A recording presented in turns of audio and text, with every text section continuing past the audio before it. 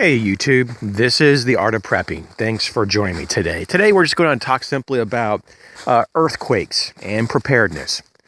So every once in a while I get a question about this. Just recently, a few days ago, I did get a question concerning this particular topic. And I also got another one just yesterday or last night. And so I thought, well, if there's been a few people asking similar questions on this, let's go ahead and address the issue. And so the question mainly is how to prepare for an earthquake and how to bug out. And so I wanted to address this more as a conversation, if you will. Well, at least a one-sided conversation, me yakking away. And so when you get down to brass tacks, when there's an earthquake, you want to have things that are already set up to grab and go. I mean, that's why you would want to have a bug out bag. You can call it whatever you want, but at least have some provisions that can last you a few days so that you can get to another location, especially if your dwelling is compromised. It could be your apartment, your house, your condo, whatever it may be. You may have structural damage during an earthquake. And so you would want to get out of that building as quick as possible because there could be a collapse scenario of that structure, and you don't want to be underneath of all that. So first thing is to get out of the building. But when you're getting out of the building, you want to go ahead and grab your provisions, which could be your bug out bag, and you want to secure the building as best as possible and get away from the buildings. Try and get into an open area away from power lines and anything else that could topple over you, like trees. And after the main event, if you will, there's going to possibly be some afterquakes. And people who live like in California, so they know about all this. But surprisingly, though, I get questions of how to deal with this. And so I think that you would have to be aware of those afterquakes. Those afterquakes can be as violent and as dangerous as the main event.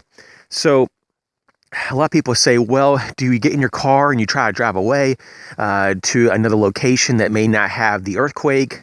In a lot of cases, there could be down power lines. It could be the road itself is buckled and won't allow you to drive past. So there's a lot of times driving is not an option. Even riding a bike, the terrain could be disrupted, so badly that you can't even ride your bike. Now, besides getting out of your house or your dwelling and having your provisions, you may want to check on your neighbors.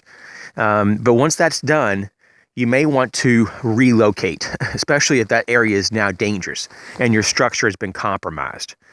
So what I would do is to go to a bug out location. Now this is the main question here. The bug out location is not some type of fancy secondary house or a cabin in the woods for most people. If you do have that, that's awesome. But for most people, we can't afford that. So it's like a friend's house. It's a family member's house. It could be a hotel room. It could be a medley of things. Maybe you even have an old neighbor that you have known that lives in another neighborhood a few miles away that's out of the danger zone per se. And so if you have the ability to traverse the terrain via foot or on bike, and you may want to bring your bike if you have one, just your bicycle. And you may want to walk on, side by side until you know that most of the after trimmers are done. Because if you're riding your bike, the aftershock trimmers could actually throw you off your bike and really, hurt you. You could run into things. You could actually get really injured. So there's a lot of recommendations that say to walk side by side with your bike. If you do have trimmers that are very violent, it's one of the best ways you can deal with this is to get low to the ground, lower your center of gravity. So for example, if right now there was an aftershock, I would drop to the ground, maybe even lay on the ground so that you have less opportunities to injure yourself or to be thrown around. And so there's a lot of people who literally get injured. I mean, everything is minor as a, twisted ankle to a lot more types of injuries because they're walking or doing something, riding a bike, and there's a trimmer and it throws them off balance and they get injured. So just remember that. Now, when you get to your bug out location, wherever that may be. Hopefully it's going to be at least a few miles away at the minimum, so you can increase your chances of being away from the danger zone. And I'd probably have an egress route and a bug out location in various directions.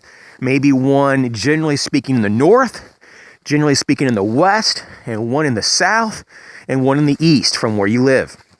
And so you may not know that many people, may not have that many kinds of resources, but even if it's just a hotel room or a motel or some type of provision, I mean, in worst case scenario, you could just, in your bug out bag, have a tarp, maybe a very minimum tent system. They're very lightweight. You can get them now. They're just like a pound or two, depending on the tent.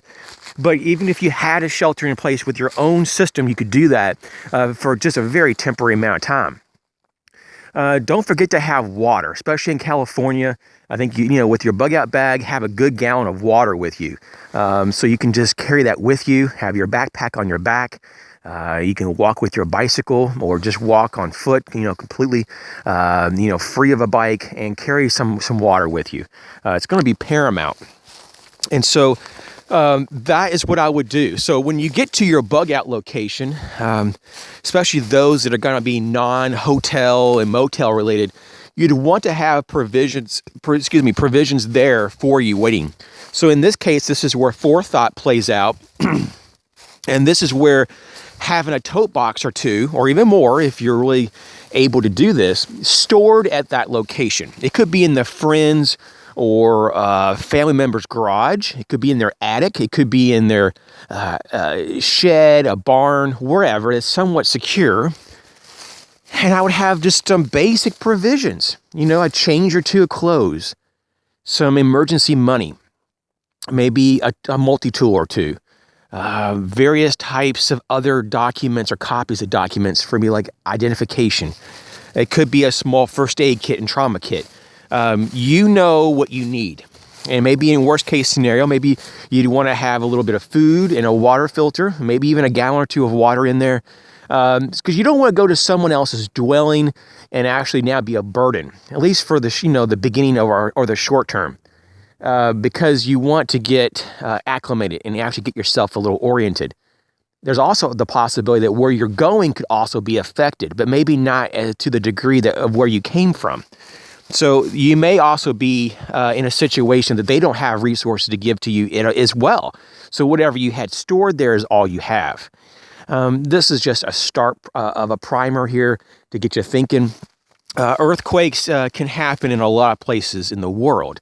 It's not just on the West Coast or in California. So just be mindful, even though it may not be very likely in your area. Earthquake types of preparation is going to be something to look at for most Americans, just because it does happen on various degrees. And while the frequency of this event is sometimes long in nature, it does happen. And so there's a lot of people who don't think about it, because it's so rare. And so just like, any other type of natural disaster, when it happens, it could happen in such a tremendous volume and be so overwhelming that it can create a total loss, just like a tornado, for example, or a hurricane.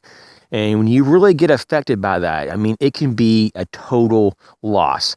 And so you definitely want to have provisions elsewhere, even if it's just a few tote boxes, just, if you're a new prepper, just to get started on this, because you don't want to have all your eggs in one basket. Thanks for watching. Hope everyone's safe and staying very warm and dry. The snow is out today. It's not very much snow. It is kind of melting a little bit. And so we're going to have a small warm up in the few days, and then it'll get really cold again. So hopefully it won't get too cold, but I have a feeling that it will. So you guys, thanks for your support. Once again, thanks for all these messages. I'm getting slammed with messages. So if there's a little bit of a delay for me getting back to you, just know why. I do try my best to keep up with the channel, but just remember I have 2 channels and there's a lot of different messages, either through the channels or through email that I have to surf through and try to figure out, the best way to approach your questions. So you guys take care. Catch you later.